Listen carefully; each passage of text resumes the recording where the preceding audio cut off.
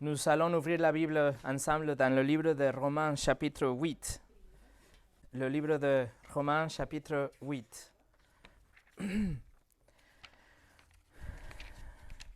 Ceci est l'avant-dernière étude sur les attributs de Dieu dans cette série de 15 attributs de Dieu qu'on a commencé il y a déjà un moment. Et la conclusion de tout ce qu'on a déjà étudié est que Dieu est infiniment plus grand de ce que nous pensions. Ce n'est pas une exagération de dire qu'un chrétien qui n'a pas étudié les attributs de Dieu ou une église qui ne fait rien pour enseigner les attributs de Dieu, il manque vraiment quelque chose d'extraordinaire. En fait, ils sont en train de louer et croire dans un Dieu qui peut-être est tout petit. Mais si on regarde les attributs de Dieu, on voit comme il est vraiment extraordinaire et beaucoup plus grand de ce qu'on n'a jamais imaginé. Et en fait, l'attribut que nous allons étudier aujourd'hui, c'est une des vérités plus profondes dans les attributs de Dieu. C'est quelque chose aujourd'hui qui va être bien plus au-dessus de notre tête. Nous allons imaginer l'éternité et nous allons penser de grandes pensées pour pouvoir essayer de comprendre cet attribut. Nous allons aller au-delà de nos limites. Nous allons pousser notre raisonnement au bout pour croire et comprendre, étudier la préscience de Dieu. L'attribut de la préscience de Dieu, en anglais, the foreknowledge of God. La préscience, ça veut dire connaître en avance. Connaître en avance. Et c'est un terme que nous pensons que nous comprenons bien, mais vous allez voir que c'est beaucoup plus de ce qu'on n'a jamais pensé. Cet attribut, la préscience de Dieu, a un impact direct avec notre salut. C'est quelque chose que c'est même le plan de Dieu et le caractère de Dieu envers nous pour son Église, pour son peuple. La préscience de Dieu n'est pas comme la sagesse ou comme l'amour de Dieu ou même comme la omniscience de Dieu. Elle est beaucoup plus profonde parce que vous allez voir, nous allons raisonner la préscience de Dieu, mais le reste, ça va être que notre foi pour croire la préscience de Dieu. Alors que nous plongeons aujourd'hui dans cet attribut de Dieu, je vous invite à venir avec un cœur humble, mais surtout d'essayer de donner toute votre attention pour comprendre cet attribut et voir à la fin qu'il est là. Ça fait partie du caractère de Dieu et il travaille ensemble avec les autres attributs de Dieu dans une harmonie parfaite. Alors aujourd'hui, nous plongeons dans cet attribut que c'est la préscience de Dieu, avec un cœur ouvert, un cœur humble et avec un désir de comprendre. Mais avant de commencer, on va prier. Seigneur, nous voulons te connaître beaucoup plus et nous voulons honorer ta parole que nous parle et nous expose à ta préscience. Aujourd'hui, que nous essayons d'explorer cet attribut, Seigneur, je te demande de nous donner de ta sagesse et nous remplir avec ton esprit pour qu'on puisse saisir l'importance de la préscience de Dieu et qu'à la fin, on vienne te louer beaucoup plus sincèrement et même fortement une fois qu'on a compris et saisi l'attribut de la préscience. Au nom de Jésus. Amen. Et le message d'aujourd'hui s'appelle les attributs de Dieu, la préscience de Dieu. À la fin de Romains chapitre 8, nous avons ce qu'on appelle la chaîne d'or de la rédemption. Cette chaîne, à partir de versets 29 et 30, c'est une chaîne incassable. Il y a des éléments qui sont comme les maillons d'une chaîne qui ne peut pas se séparer. Cela signifie que tout ce que commence dans cette chaîne, il doit suivre tout au long de la chaîne au lien suivant et arriver à la fin, que c'est la glorification de la personne. Okay? Donc c'est une chaîne que nous ne pouvons pas séparer. Et avec ça dans la tête, dans l'esprit, nous lisons le verset 29 et le verset 30 de Romains 8. En effet, ceux qu'il a connus d'avance, il les a aussi prédestinés à devenir conformes à l'image de son Fils, afin que celui-ci soit le premier-né d'un grand nombre de frères. Ceux qu'il a prédestinés, il les a aussi appelés. Ceux qu'il a appelés, il les a aussi déclarés justes. Et ceux qu'il a déclarés justes, il leur a aussi accordé la gloire. Au début de ce verset 29, nous avons la préscience, traduit comme connu d'avance. Ce que Dieu a connu d'avance, c'est ça la préscience de Dieu. Et ici, nous avons devant nous la progression de notre salut. Ici, nous avons le début de notre salut avec la préscience de Dieu et la fin de notre salut avec la glorification de l'Église de croyantes. Ceci est la garantie de notre salut. Tous ceux qui commencent dans cette chaîne, ils vont finir dans la glorification. Toute la humanité qui est née de nouveau, la humanité rachetée par Jésus, commence dans cette première lien dans la chaîne et finira avec la glorification. Ça, c'est sûr. C'est une chaîne incassable. C'est écrit dans la pierre. Vous avez la promesse de Dieu que si vous savez commencer dans votre salut, vous allez être glorifiés un jour. Les 100% de gens qui montent dans cet autobus, ils arriveront au dernier arrêt. Personne ne part en avance. Personne ne glisse par les fissures. En fait, si vous regardez les verbes dans ces versets 29 et le verset 30, il semble être dans le passé. Paul écrit ceux qui ont été justifiés, par exemple, le passé. Mais ça, c'est un outil dans la langue grecque. Ça s'appelle le passé futuristique.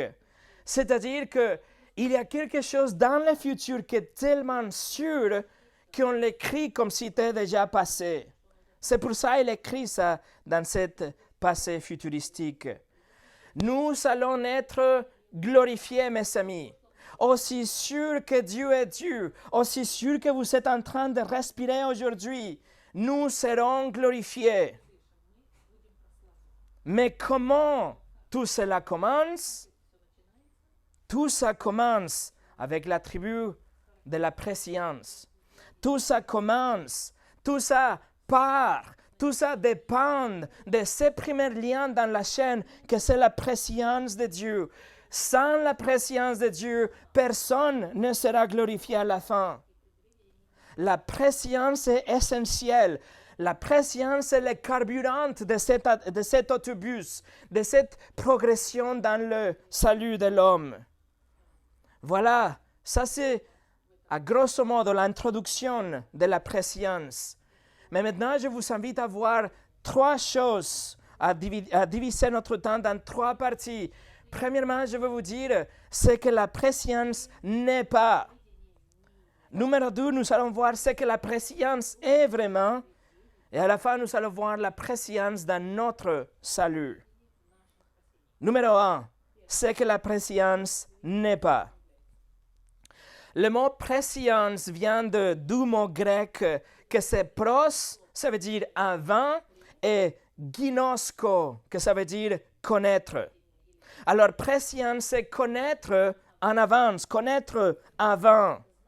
C'est pour cela la Bible en français qu'on utilise, la Louis II 21, traduit ces verbes comme connaître en avance. Romains 8, 29 nous dit, en effet, ce qu'il a connu en avance, connu d'avance. C'est ça la préscience de Dieu. Le problème qu'on doit se poser, ou la réponse qu'on doit avoir est, qu'est-ce que Dieu a connu en avance? C'était quoi ce que Dieu a connu en avance? Je vous propose 4 options. La première option, des personnes disent que ce que Dieu a vu en avance, ce que Dieu a connu en avance, c'était plutôt une prévoyance. C'était plutôt de voir dans le futur. C'était voir le futur et acquérir des connaissances et voir comment l'humanité va réagir. C'est un Dieu qui apprend des choses, qui reçoit des informations chaque jour. Cette première option, on l'appelle le théisme ouvert. Et comme vous pouvez vous imaginer, depuis vraiment Dieu de sa souveraineté.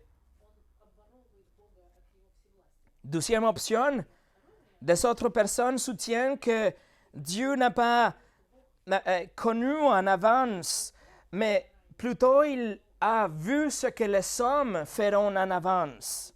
C'est que Dieu apprend au fur et à mesure, le temps avance et il est en train d'agir à ce que les hommes font. L'homme agit d'une certaine façon et donc Dieu ajuste ou change son plan pour s'ajuster ou pour être compatible avec les décisions de l'homme. Dans ce sens, Dieu est quelqu'un qui prend des risques. Dieu est quelqu'un qui n'a rien de sûr. Il est en train toujours de changer son stratégie. Il est en train de voir comment il peut jouer avec l'homme pour à la fin obtenir cet objectif. C'est comme Dieu qui est en train de jouer un jeu de stratégie. Il analyse chaque tour de l'homme et puis il répond par la suite.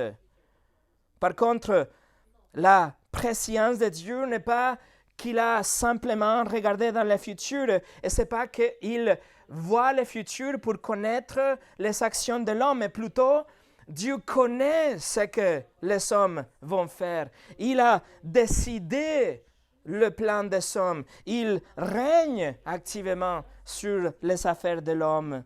Il veut que l'homme produise certains résultats. Troisième option, des autres dit que la préscience est que Dieu a vu les gens qui vont choisir Christ.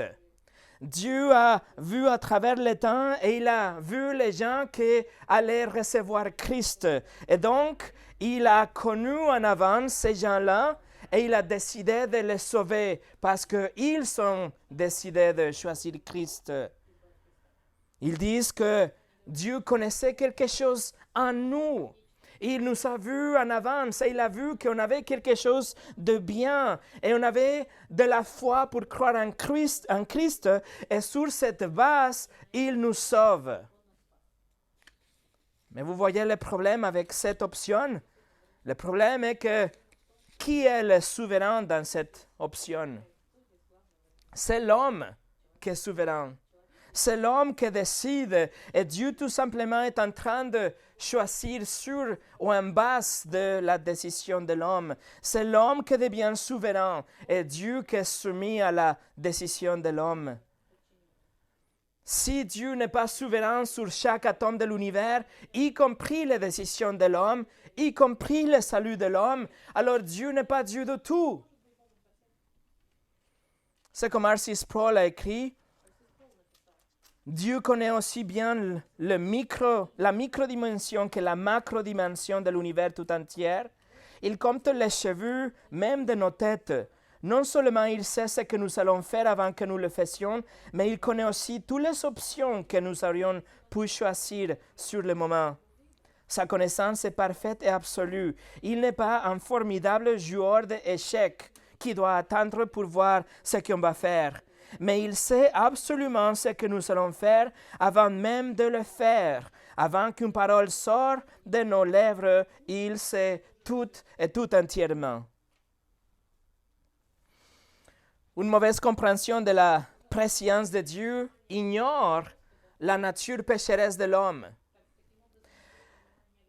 Une mauvaise compréhension de la préscience de Dieu ignore aussi la dépravation totale de l'homme. La Bible est claire et la Bible est consistante en disant que nous sommes complètement incapables de choisir Dieu. Nous sommes complètement incapables de nous repentir et choisir Christ par nos propres œuvres ou nos propres forces. Nous ne pouvons pas croire en Christ sans la grâce de Dieu qu'il nous donne pour croire. Autrement dit, si la préscience de Dieu était le fait que Dieu regarde le futur pour voir qui va croire en Christ, À la fin, personne ne serait sauvé. Parce que personne ne peut, dans eux-mêmes, dans nous-mêmes, choisir Dieu. Nous sommes tous pécheurs. Nous avons tous une nature pécheresse. Nous avons tous une nature déchue qui est incapable de choisir Dieu sans son aide, sans sa conversion, régénération. Spurgeon a dit ça. Qu'a-t-il vu à l'avance de ma foi? A-t-il vu à l'avance que je devrais avoir cette foi moi-même et que par moi-même je devrais croire en lui? Non. Christ ne pourrait pas voir ceci à l'avance, car aucun chrétien ne peut dire que la foi est venue seule sans le don et le travail du Saint-Esprit. J'ai rencontré beaucoup de croyantes et j'ai parlé avec eux sur ce sujet, mais je n'ai jamais rencontré une personne qui pourrait placer sa main sur son cœur et déclarer « Je crois en Jésus sans l'assistance du Saint-Esprit ». Et quatrième option finale. La préscience, il y a des gens qui comprennent la préscience dans une façon universelle, en disant que Dieu connaît tout le monde, tous les hommes et toutes les femmes, et qu'en conséquence, ils seront tous sauvés à la fin. Et le problème, c'est que, comme on voit dans Romains 8, 29 et 30, tous ceux que Dieu a connus en avance seront glorifiés. Et ça veut dire l'universalisme qu'on a déjà étudié il y a quelques dimanches. Pas tout le monde sera sauvé, la Bible est claire, c'est contraire à la doctrine biblique. La préscience ne peut pas être universelle. Donc, tous ces points que je viens de vous dire, les 4 points sont erronés. Peut-être il y a un mélange de ces 4 points qui représentent faussement la doctrine ou l'attribut de la préscience de Dieu. Et si nous ne comprenons pas la préscience de Dieu, nous sommes en train de changer même la nature et le caractère de Dieu. Numéro 2. Alors, c'est quoi la préscience alors? Pour comprendre la préscience de Dieu, nous allons visiter quelques passages tout au long de la Bible. Nous allons tourner des pages et nous allons commencer avec le livre de la Genèse, chapitre 4. Je voudrais ensemble établir avec vous qu'est-ce que ça veut dire la préscience. Nous allons prendre un survol dans la Bible pour voir la signification de mot connaître. Parce que si la préscience, ça veut dire connaître en avance, je veux que nous regardions ensemble qu'est-ce que ça veut dire connaître dans quelques passages de la Bible. Genèse 4, verset 1. Adam eut des relations conjugales avec sa femme Ève. Elle tomba enceinte et mit au monde Caïn. Le mot derrière connaître, ou peut-être dans votre traduction dit connaître, ou peut-être ils disent il a eu des relations conjugales. Le verbe derrière ça est le hébreu yada. Yada, ça veut dire ou est traduit comme connaître, mais c'est beaucoup plus que ça. Vous voyez ici, Adam a connu Ève, et le résultat est qu'elle a tombé enceinte et mis au monde Caïn. Alors connaître, ça veut dire plutôt avoir une relation intime avec quelqu'un. C'est en fait la relation entre l'homme et la femme, la relation dont le produit est et elle tomba enceinte. Regardez le verset 25. Adam eut encore des relations conjugales avec sa femme. Elle mit au monde un fils et s'appela Seth. Également, le verbe derrière connaître ou avoir des relations conjugales, c'est le verbe en hébreu yada, régulièrement traduit comme connaître, mais il fait référence à une relation amoureuse, une relation intime. C'est une relation qui culmine dans l'intimité d'un couple. Ce n'est pas que Adam connaissait de fait par rapport à Ève. Ce n'est pas qu'Adam connaissait sa couleur favorite, par exemple, mais c'est plutôt qu'il aimait sa femme et il connaissait sa femme d'une façon intime. Il avait une relation intime avec elle. Tournons ensemble maintenant au livre de Amos, le prophète Amos, chapitre 3. Ici, nous avons Dieu qui parle d'Israël. Vous le savez, Israël était le peuple choisi de Dieu. Et Amos, chapitre 3, versets 1 et 2 nous dit, Amos, chapitre 3, versets 1 et 2 nous dit, écoutez ces paroles que l'Éternel prononce contre vous, Israélites, contre toute la famille que j'ai fait sortir d'Égypte. Je vous ai choisi, ou je vous ai connu, vous seuls parmi toutes les familles de la terre. C'est pourquoi j'interviendrai contre vous pour tous vos péchés. Vous voyez ici dans le verset 2, c'est marqué « Je vous ai choisi » dans votre traduction, peut-être « Je vous ai connu », mais le verbe derrière est « yada », traduit comme « connaître » ou traduit comme « choisir ». Dieu est en train de dire qu'il a connu seulement Israël. Il a connu seulement Israël parmi toutes les familles de la terre. Est-ce que ça veut dire que Dieu ne connaissait pas que les autres nations existaient? Pas du tout. Ça veut dire qu'il a décidé d'aimer le peuple d'Israël, qu'il a choisi le peuple d'Israël, qu'il a eu une relation spéciale avec le peuple d'Israël. Connaître, c'est un synonyme en fait de aimer plutôt. Dieu a choisi de placer son amour sur Israël, pas dans les autres nations de la planète, mais il avait une relation spéciale, un intérêt particulier avec Israël. C'est un amour distinctif dont aucune autre nation n'est bénéficiée. Alors pourquoi Israël? Pourquoi Israël? Et la réponse, pourquoi pas? Dieu a choisi, point.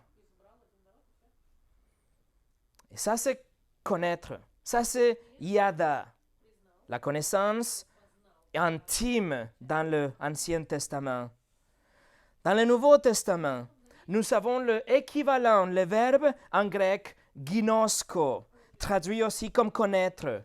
Et pour ça, nous allons à Matthieu chapitre 1, versets 23 au 25. Ici, l'ange apparaît à Joseph pour confirmer que le bébé dans le ventre de Marie était vraiment divin. Matthieu chapitre 1, versets 23 au 25. La Vierge sera enceinte, elle mettra au monde un fils et on l'appellera Emmanuel, ce qui signifie Dieu avec nous. À son réveil, Joseph fit ce que l'ange du Seigneur lui avait ordonné et il prit sa femme chez lui. Mais il n'eut pas de relation conjugale avec elle jusqu'à qu'il a mis au monde un fils, le premier-né auquel il donna le nom de Jésus. Littéralement, il n'a pas connu sa femme. Le mot derrière, il n'a pas eu de relation conjugale et ginosko, connaître. Évidemment, ce n'est pas qu'il ne connaissait pas Marie en tant qu'une personne. Ce n'est pas qu'il ne connaissait Marie en tant qu'une femme. Ou il ne connaissait pas de fait par rapport à Marie, mais cela nous fait référence à une relation intime, comme la Bible, Louis II, 21, nous le dit. Il n'a pas eu de relation conjugale avec Marie. Joseph n'avait pas ginosko Marie jusqu'à ce moment. Et une fois après la naissance de Jésus, il a ginosko sa femme. Tournez au chapitre 7, Matthieu chapitre 7. Jésus nous parle ici du jugement dernier. Matthieu 7, versets 22 et 23, peut-être un des plus terrifiants passages dans la Bible. Matthieu 7, 22 et 23, Jésus dit, « Beaucoup me diront ces jours-là, le jour du jugement, « Seigneur, Seigneur, n'avons-nous pas prophétisé en ton nom? n'avons-nous pas chassé des démons en ton nom? N'avons-nous pas fait beaucoup de miracles en ton nom? Alors je leur dirai ouvertement, je ne vous ai jamais connu. Éloignez-vous de moi, vous qui commettez le mal. Jésus n'avait jamais connu ces gens-là. Il n'a jamais eu une relation intime, proche, une relation d'amour avec ces gens-là.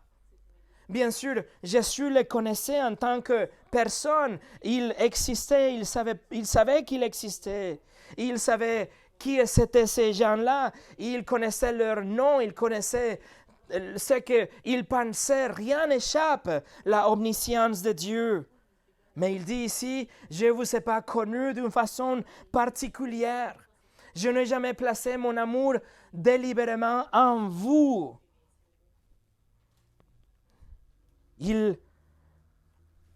Ces gens-là, ils étaient différents. Ils ne bénéficiaient de l'amour parfait de Dieu. Jésus n'avait pas une relation avec eux. Jésus ne le savait jamais ginosko. Et en conséquence, ils ont été tous chassés de la présence de Jésus et envoyés en enfer. Jésus prévient que ces jours-là, littéralement, un grand nombre de personnes, beaucoup de personnes, ils viendront à lui en pensant qu'ils s'étaient sauvés. Ils penseront qu'ils étaient des chrétiens, qu'ils étaient prêts pour le jour de jugement, mais ils ne l'étaient pas. Jésus ne les avait pas connus d'une façon personnelle, d'une façon intime. Mais tous ces gens, ils fondent leur assurance dans le fait qu'ils faisaient des choses au nom de Jésus. Ils avaient une connexion avec le nom de Jésus, mais leur connexion, leur relation avec lui était plutôt superficielle. Ils même prêchaient le nom de Jésus et apparemment ils accomplissaient des miracles que seulement les disciples pouvaient faire dans la première église. Mais en réalité, ils n'avaient pas une relation avec le Sauveur. Dans le mot de Paul, ils n'étaient pas en Christ. Peut-être ils étaient près de Christ, peut-être ils étaient à côté de Christ, presque en Christ, mais jamais en Christ. Et c'est pour ça que Jésus dit, éloignez-vous de moi, je vous ai jamais connu. Vous voyez, Ginosko, ne pas seulement connaître, mais c'est plutôt une relation personnelle. Et c'est pour ça qu'il dit, éloignez-vous de moi. Et il finit en disant, vous qui transgressez la loi. Autrement dit, ils n'étaient que des hypocrites. Tournez au Jean chapitre 10. Jean chapitre 10, ici nous avons le discours merveilleux par rapport au bon berger. Jean chapitre 10, regardez le verset 14. Jésus dit, moi, je suis le bon berger. Je, ginosko, connais mes brebis et elles me ginosko, connaissent. Jésus connaît ses brebis. Il ne connaît pas d'une façon générale, mais il le connaît d'une façon particulière et individuelle. Il ne connaît que le brebis d'une façon comme qu'elle existe. Il existe, le brebis existe parmi l'univers de Jean. Non, il le connaît personnellement. Il connaît ce brebis d'une façon particulière. Jésus a choisi de placer son amour, de privilégier ces gens-là avec son amour, avec chacun de ces personnes, individuellement, personnellement. Il connaît ses brebis, il connaît ceux qui lui appartiennent. Et il les aime avec un amour intense, une relation profonde, comme la relation entre le mari et sa femme. Non seulement il connaît ce brebis, mais nous, les croyants, les brebis, nous le connaissons. Nous aimons notre berger. Il occupe un endroit, une place privilégiée dans notre cœur. Peut-être il n'est pas le centre. Peut-être notre amour n'est pas parfait pour lui. Mais nous l'aimons. Nous le connaissons et nous avons une relation avec lui à travers la parole et la prière. Et nous voulons le connaître plus. Alors il y a une relation d'amour entre le bon berger et ses brebis, entre le Seigneur Jésus-Christ et son Église. Et cet amour est intense. À quel point est-il intense? Regardez le chapitre 10, verset 15. Jésus dit, « Tout comme le Père me connaît, et comme je connais le Père. » Vous voyez que connaître le Fils et aimer le Fils, et s'il vous connaît, c'est parce qu'il vous aime. Et l'intensité de cet amour est juste comme, ou tout comme l'amour qu'il a pour le Père.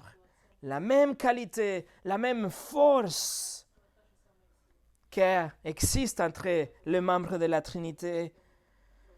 Mes amis, écoutez, si vous êtes un chrétien aujourd'hui, il y a une chose que vous devez comprendre aujourd'hui et ne laissez jamais s'éloigner de votre cœur. C'est que Jésus-Christ vous aime avec la même intensité, la même qualité d'amour qui existe entre le Père, le Fils et le Saint-Esprit. Il n'y a pas de place pour l'apitoiement de soi. Il n'y a pas de mauvaise nouvelle qui peut être si mauvaise, ou une crise si critique, ou un problème si problématique, ou une ombre qui soit tellement sombre pour éclipser cette réalité. Une réalité si grande et massive et merveilleuse. Écoutez, Jésus-Christ vous aime avec la même intensité d'amour, la même qualité d'amour qui existe entre le Père, le Fils et le Saint-Esprit. S'il y a une chose que vous devez vous souvenir, c'est ça. Et si vous ne connaissez Jésus-Christ comme votre Seigneur et votre Sauveur, vous pouvez venir à lui aujourd'hui, vous pouvez vous humilier, vous repentir, accepter votre péché et le fait que vous seriez condamné en face, si vous faites face à un Dieu 3 fois saint, mais croire que Jésus a payé pour vous et qu'il est mort pour vous et qu'il est ressuscité pour vous et vous serez aussi ressuscité un jour dans la gloire. Il a satisfait la justice de Dieu, il n'y a rien d'autre à payer. Et si vous venez à lui, vous allez profiter de cet même amour, de cet amour parfait et intime et incassable, la chaîne d'or de la rédemption. Cet amour qui existe entre les membres de la Trinité peut être à vous pour toujours. Regardez le verset 27. Jean 10, verset 27. Jésus dit, « Mes brebis écoutent ma voix, je les connais et elles me suivent. » Encore une fois, Jésus nous parle de cette relation personnelle et intime. C'est une relation qu'il a avec personne d'autre. C'est un amour qu'il donne à ses brebis. C'est un amour exclusif de Jésus pour son peuple. C'est un amour que nous, on a aussi pour lui, mais qu'il a envers nous, un amour parfait. Je les connais, Ginosko. Tournez au livre de Actes, chapitre 2. Le livre de Actes, chapitre 2. Ici, nous arrivons au jour de Pentecôte. Le Saint-Esprit remplit le disciple pour la toute première fois, et Pierre se met debout pour prêcher. Actes chapitre 2, versets 22 et 23. Pierre dit, « Israélites, écoutez ces paroles. Dieu vous a désigné Jésus de Nazareth en accomplissant par lui au milieu de vous des miracles, des prodiges et des signes, comme vous le savez vous-même. Cet homme vous a été livré suivant les projets définis et la prescience de Dieu. Vous l'avez arrêté, vous l'avez fait mourir sur une croix par l'intermédiaire des hommes impies. La prescience de Dieu dans le verset 23, vous le voyez, c'est le même mot utilisé dans le livre de Romains, proginosko, connaître en avance. Mais veuillez noter ici comment nous avons les deux choses séparées. Nous avons le projet de Dieu et nous avons la prescience de Dieu. Le plan de Dieu fait référence à son plan de rédemption, la crucifixion, le fait que Jésus devait venir pour mourir pour son peuple. Mais nous avons aussi la prescience de Dieu, le fait qu'il a placé son amour sur son Fils et sur son peuple. Et donc, il a exécuté le plan de rédemption. Autrement dit, dans le mot de A.W. Pink, il explique la prescience ici ne fait référence pas à l'acte de la crucifixion, mais plutôt à la personne qui était crucifiée. C'est-à-dire que parce que le Père aime le Fils, parce que le Père a aimé le Fils et l'Église avant la création du monde, c'est pour ça qu'il a mis en place le plan de rédemption. Ensuite, 1 Corinthiens chapitre 8. 1 Corinthiens chapitre 8, verset 3. Paul écrit, « Mais si quelqu'un aime Dieu, il est connu de Dieu. » D'un point de vue cognitif, vous ne devez pas aimer Dieu pour que vous soyez connu par lui. Il vous connaît de toute façon. Il est omniscient, il connaît les pensées de chaque personne sur la planète, toutes les actions de chaque personne tout le temps. Mais si vous aimez Dieu, si quelqu'un aime Dieu, il est connu d'une façon intime. Il vous aime en retour, dans un sens, dans une relation d'amour, une relation spéciale. Le même mot, connaître ou ginosko. Et dernière référence, nous allons tourner à 1 Pierre chapitre 1. 1 Pierre chapitre 1, regardez les versets 1 et 2. Il écrit, de la part de Pierre, apôtre de Jésus-Christ, à ceux qui sont étrangers et dispersés dans le Pont, la Galatie, la Cappadoce, l'Asie et la Bithynie. À vous qui avez été choisis conformément à la prescience de Dieu le Père. Et encore une fois, nous savons ici que ceux qui ont été choisis à cause de la prescience de Dieu. Les exilés élus qu'il parle dans le verset 1, ils ont été choisis selon la prescience de Dieu. C'est-à-dire, ils ont été choisis par le Père parce que le Père les a connus en avance. Il a placé son amour sur eux en avance. Et dans le verset 20, cette prescience est appliquée aussi de la partie du Père vers le Fils. En parlant de Jésus, 1 Pierre 1,20 nous dit « Jésus était connu avant la création du monde. Il était révélé dans les derniers temps à cause de vous. » Le même mot « connaître » au ginosko. Dieu a aimé le Fils avec un amour extraordinaire, avec un amour particulier, avec un amour intime, avant que le temps commence, comme on a vu la dernière fois, la semaine passée. Voilà un survol sur la prescience de Dieu dans la Bible. La prescience n'est pas une prévoyance, ce n'est pas un simple choix, mais c'est un amour particulier, une relation intime, c'est une relation d'amour entre Dieu et certains individus qui étaient plutôt des bénéficiaires passifs. Ils n'ont rien fait.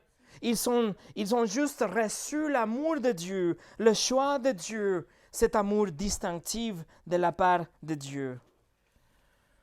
Et maintenant, nous pouvons retourner à notre texte d'origine. Numéro 3, la préscience dans notre salut.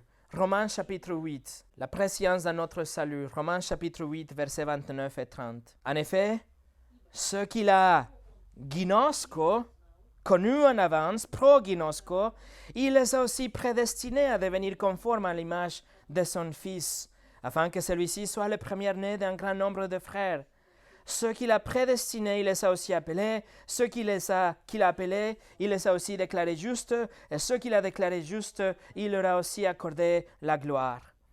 Je vous invite à regarder cette chaîne de rédemption à l'envers.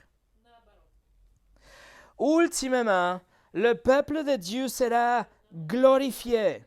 Le peuple de Dieu sera ressuscité, glorifié, avec des corps glorifiés, comme Christ. Nous serons avec lui pour toujours au paradis. Ceux qui seront glorifiés, ils seront glorifiés parce qu'ils ont été justifiés. Ça veut dire, ils ont été déclarés justes, ils ont été déclarés innocents devant les juges de l'univers, comme s'ils n'avaient jamais péché. Ils seront justifiés parce qu'ils ont été appelés. Ça veut dire, Dieu les a appelés d'une façon qui les a attirés vers Christ. Il les appelle d'une manière efficace pour qu'ils croient l'Évangile. Ils ont été accordés la repentance et la foi. Dieu les appelle. Ils ont été appelés parce qu'ils ont été prédestinés. Ça veut dire que leur destin de devenir comme Christ était déjà déterminé. Dieu avait déjà tracé les plans pour que ces gens-là deviennent comme son Fils. Ils ont été prédestinés parce ils ont été connus d'avance. Pro-ginosko. Vous voyez, Dieu, dès l'éternité passée, a connu, il a placé son amour en vous.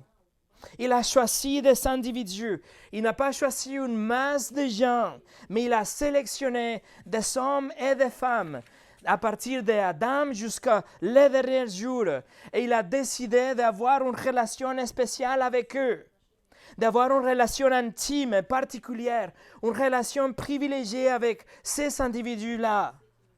Dieu a choisi de placer son amour, la même qualité d'amour qu'il a pour le Fils, il a placé en ceux qu'il a choisis, connus en avance. Et ceux qu'il a connus en avance, ils seront un jour glorifiés. John MacArthur a dit, donc, ce que vous savez, c'est ceci. Dieu a un but et ce but est d'exprimer son amour aux pécheurs. Il détermine à l'avance, sur la base du désir, d'exprimer son amour aux pécheurs.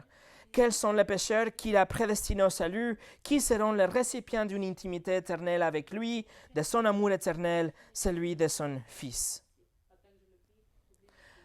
Mes amis, si nous sommes nés de nouveau aujourd'hui, si nous sommes des chrétiens aujourd'hui, c'est parce que Dieu a décidé librement, à partir de sa bonne volonté, à partir de son libre arbitre, sans aucune influence, sans aucun mérite, sans aucune pression, il a tout simplement décidé, selon sa sagesse, conformément à sa souveraineté, sa sainteté. Il a choisi. Il a décidé de placer son amour parfait sur vous. Il vous a connu à l'avance. Il vous a choisi avant que le temps commence. Mes amis, Dieu vous a placé dans ce train, un train qu'on appelle le salut. C'est un train où il n'y a pas d'arrêt tout au long du chemin. C'est un train qui arrivera au dernier arrêt, à la glorification, la dernière station. Peut-être vous pensez aujourd'hui que vous méritez d'être viré de ce train. Peut-être vous pensez, sûrement je ne désire pas, je ne mérite pas d'être dans ce train. Peut-être vous pensez aujourd'hui que vous n'êtes pas vraiment dans le train. Mais ce que Dieu a décidé, personne ne l'arrêtera. Et le train va vous amener à la dernière station. Le train va arriver à la glorification. Vous savez pourquoi? Parce que tout s'origine en Dieu. Il n'y a rien qui dépend de vous. La préscience de Dieu a décidé. C'est le carburant de ce train. Christ est le carburant de ce train. Sa vie parfaite, sa vie sacrificielle, sa résurrection est le fuel, le carburant de ce train que vous amènera à la dernière station. Et la protection de ce train, Dieu le Saint-Esprit, c'est lui qui vous protège.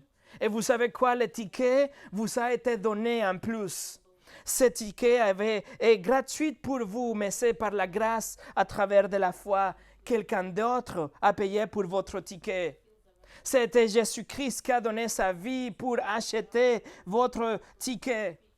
Certainement, le train passera à travers des tunnels obscurs. Sûrement, le train passera à travers des tempêtes. Il sera secoué de temps en temps. Il y aura des brigands qui vont essayer de grimper, s'introduire dans le train. Mais les fenêtres ne se briseront jamais. Le train ne sera pas détourné. Le train ne s'arrêtera jamais. Alors, asseyez-vous et profitez de la balade. Pour finir, ça c'est l'attribut de la préscience de Dieu. C'est le tout premier maillon dans cette chaîne incassable de notre salut. Mais tout commence là. Tout commence dans le fait que Dieu nous a aimés avant la création du monde. Il a décidé de sa bonne volonté d'avoir une relation avec vous et avec moi. Tout commence là et rien ne sera possible sans la préscience de Dieu. En fin de compte, la préscience de Dieu est la sécurité ultime pour notre salut. Parce que si Dieu nous a aimés avant la création, rien à voir avec nous, ça veut dire qu'il n'y a rien en moi qui fera que Dieu arrête de m'aimer. Je ne peux pas sauter de cette train parce que cela ne dépend pas de moi. C'est Dieu qui m'a choisi et il me gardera. Dieu, vous savez, Dieu connaît tout sur vous. Dieu connaît votre péché caché. Dieu connaît tout ce que vous faites chaque jour, ce que vous avez pensé chaque moment de votre vie. Et pourtant, il vous a connu. Il vous a aimé en avance. Il a décidé d'avoir une relation particulière avec vous, une relation individuelle. Ce n'est pas qu'il a sauvé l'Église. Il a sauvé des âmes, des individus avec qui il a une relation particulière. Et l'amour qu'il a pour nous, l'amour qu'il a envers nous, c'est le même amour qu'il a pour le Fils. Et à cause de ça, vous serez glorifiés un jour. Vous voyez, notre salut, dès le début jusqu'à la fin, est l'œuvre de Dieu. Il n'y a rien qui peut faire que je sois placé dans le premier maillon de la chaîne de rédemption. C'est Dieu qui l'a décidé. Et si un jour je serai glorifié, c'est aussi parce que Dieu a décidé. Je n'ai rien fait. J'ai que reçu le salut de Dieu. Il me donne la repentance. Il m'a donné la foi. Il me garde aujourd'hui. Et il me glorifiera à la fin. Tout est l'œuvre de Dieu. Et tout commence avec la préscience de Dieu. Écoutez ce que Steve Lawson a dit. Lorsque nous arriverons au paradis et que nous serons couronnés, cette couronne restera sur nos têtes environ 5 secondes et nous la déposerons à ses pieds. Nous dirons, tu m'as aimé, tu m'as prédestiné, tu m'as appelé, tu m'as justifié, tu m'as glorifié. Qu'est-ce que cette couronne fait sur ma tête? Je la remets à tes pieds. Et avec ça, notre cœur explose avec la reconnaissance et avec l'émerveillement. alors que nous comprenons que même avant la création de l'univers, Dieu a décidé de m'aimer. Moi, je suis que celui qui reçoit, le bénéficiaire, mais Dieu me garde et me glorifiera un jour parce qu'il m'a connu d'avance. C'est ça la préscience de Dieu. Mes amis, voici votre Dieu. Prions. Seigneur, nous te remercions pour ton amour et pour le fait que tu as décidé de nous aimer. Nous sommes presque des zéros dans l'équation. On a juste reçu le bénéfice d'être aimé par le Dieu de l'univers et racheté par Dieu le Fils et protégé, gardé par Dieu le Saint-Esprit. Nous te remercions pour ta parole qui nous expose toutes ces choses. Et même si ce sont choses qui vont au-delà de notre imagination et compréhension, Seigneur, nous le croyons parce que c'est ce que tu as révélé dans ta parole. Maintenant, je te demande juste que tous ceux qui ne te connaissent pas, qui viennent à toi, que tu les appelles, que tu les attires vers ton Fils, que tu leur donnes la repentance et la foi, et qu'ils puissent aussi être bénéficiaires de cet immense, intense amour que nous on a reçu. Et Seigneur, pour nous qui on te connaît déjà, aide-nous à te connaître beaucoup plus, avoir une soif de la justice, de faim pour ta parole, et ce besoin de nous rapprocher de toi, la seule source de toutes les choses qu'on a. Merci Seigneur pour ton amour et ta parole. Au nom de Jésus. Amen.